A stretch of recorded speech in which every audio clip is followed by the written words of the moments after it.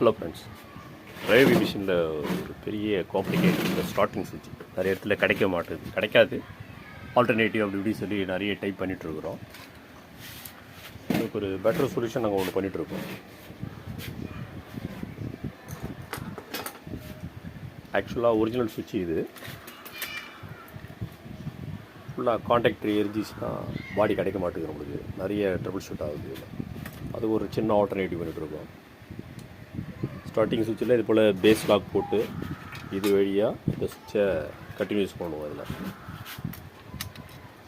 இந்த செக்மெண்ட்டை எடுத்துகிட்டு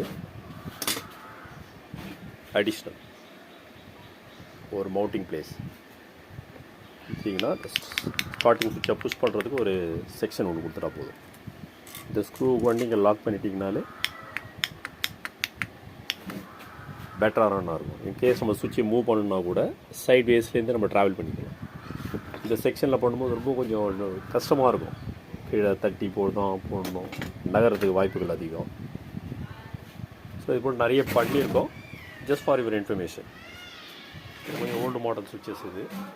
இது கொஞ்சம் நியூ மாடல், இன்னும் கொஞ்சம் காம்ப்ளிகேட்டாக கொஞ்சம் ஈஸியாக இருக்கும் நமக்கு. இதில் போட்டு ரன்னிங் காட்டுறேன் ஃப்ரெண்ட்ஸ். பெட்டராக இருந்தால் எடுத்து ஓகே.